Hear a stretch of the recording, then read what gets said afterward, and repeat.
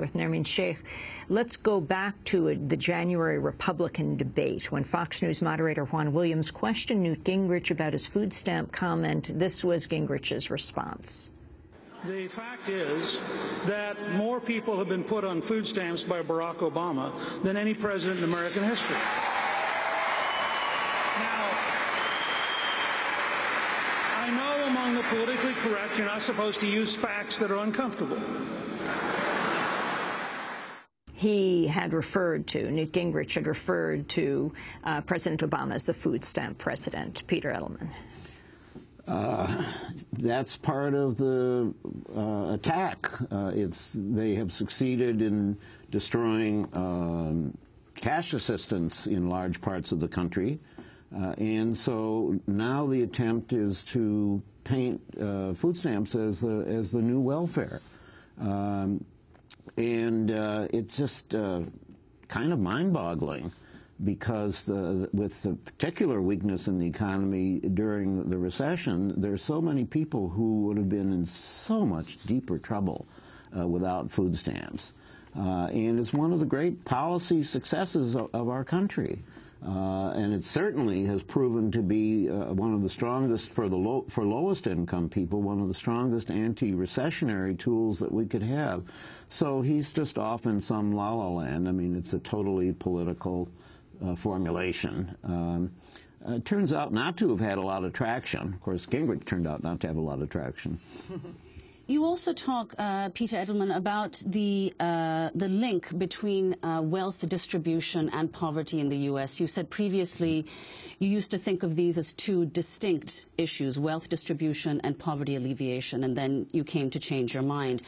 And one of the things, the striking figures in your book, you say that in 1979, the top 1% took in 9% of all personal income, but that figure went up to 23.5% in 2007. So were rising levels of inequality, which persist to this day, one of the reasons that you thought the two should be brought together? Yes. I think it's really impossible, as it turns out, wholly apart from just the merits of the fact that people at the top ought to pay the fair share of the cost of having our democracy. But now it's a question of resources, and it's not just taxation of the wealthiest. We have to figure out how to get, as we get out of this recession in the coming couple of years, how to get enough money to run our government for all purposes, and then have an argument about the priorities, that we should do enough about poverty and about the environment and health care and many things, and we should be more careful with the way we spend our money on defense. I think that we've reached a point of inequality, and I was very much supportive of Occupy. And the idea that was such a clear, crisp statement of the 1% and the 99%, that we really have to think about the whole population here. We can't just isolate and say there are people here we should help. It all fits together. We really should be all one country. And there's a moral decay, I think, at the point where we get so much stuck at the top. You know, over the last 40 years, it isn't that we had no growth. It all stuck at the top. The number you read shows that, and the entire bottom half, not just people whom we call poor, have lost out in that. So we really have to talk about inequality, and Occupy started us. It's now not quite as visible or as active, but we need to talk about inequality, and in the 99%, we need to talk about everybody all the way down to the bottom. Peter Edelman, you traveled the country with Robert F. Kennedy. You traveled the country with him from Native American reservations to Appalachia, and you saw deep poverty. He talked a great deal about poverty. Long-time civil rights activist you are, together with your wife, Marian Wright Edelman.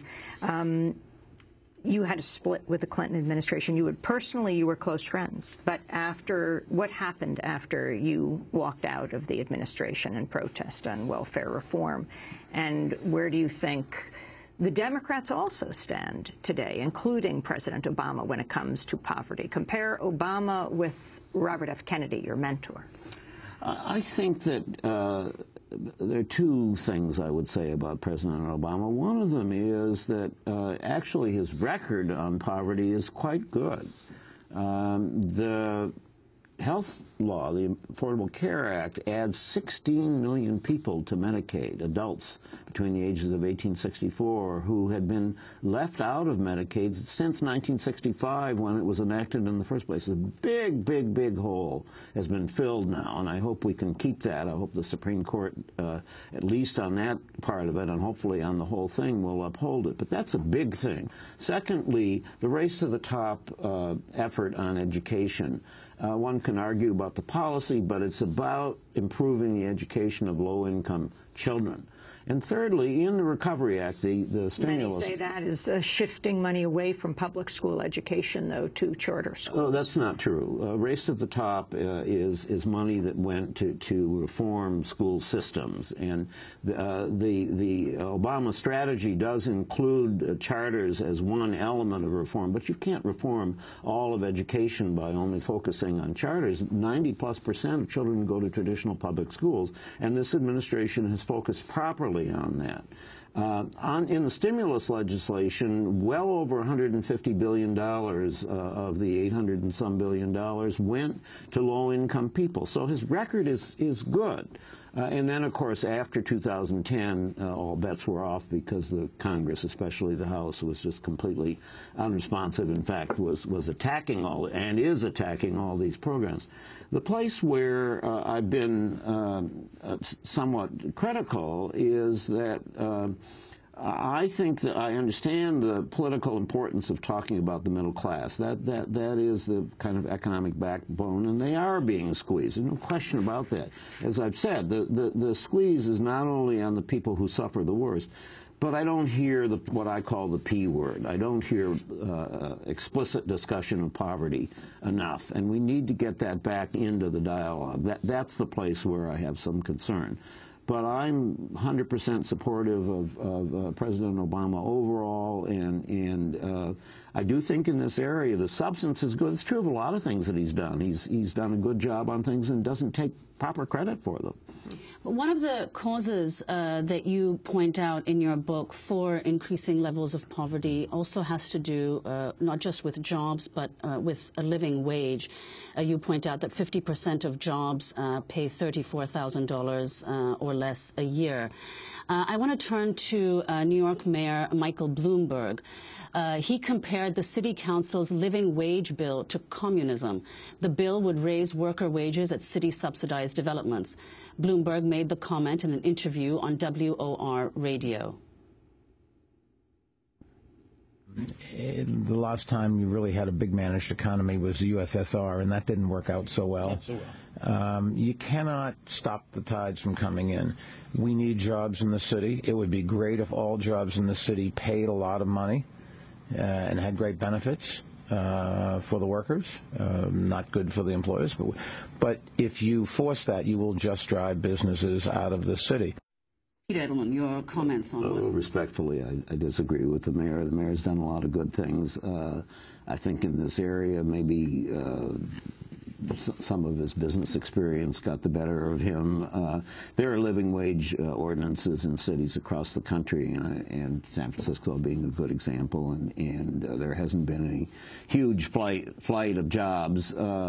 Living wage is a part of a strategy. It reaches a relatively small number of workers in any community, but it's something that we should be doing more of.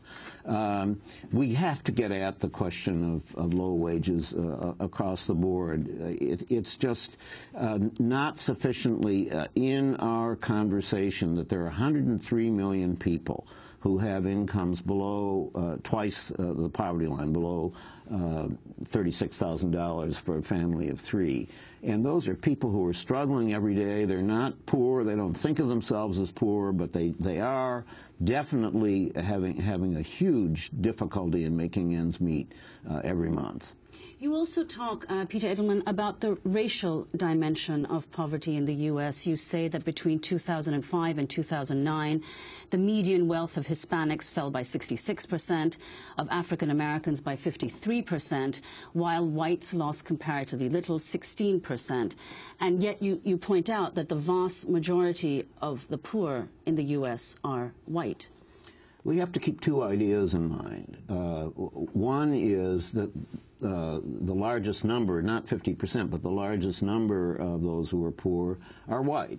And anything that we do in terms of the Earned Income Tax Credit or food stamps, whatever it is, the beneficiaries, the largest group, are white. So politically, that needs to be understood better. But why is that important? It's important because you need a majority to pass things in the Congress. You need majority support for what you do. But at the same time, we have to have an emphasis and a focus in an honest discussion of the role that race plays in this, and gender as well, although gender is really largely about women of color at the lower economic end. So we have disproportionate poverty among African Americans and Latinos. It's been true always, and even with the progress we've made in building an African American middle class, at the bottom, that's still true. So we have to have race and gender on the table in our discussion of poverty. Peter Edelman, have you ever spoken to President Clinton again? Oh, yes. The relationship is not the same, but the wounds heal at a personal level. I disagree strongly with still, and I think the facts bear me out in terms of what has happened to welfare. But I think if you look at things that he did as president, there are some other things that I disapprove of, but I think it was an important presidency, and it had many, many positive parts to it. Peter Edelman, we want to thank you very much.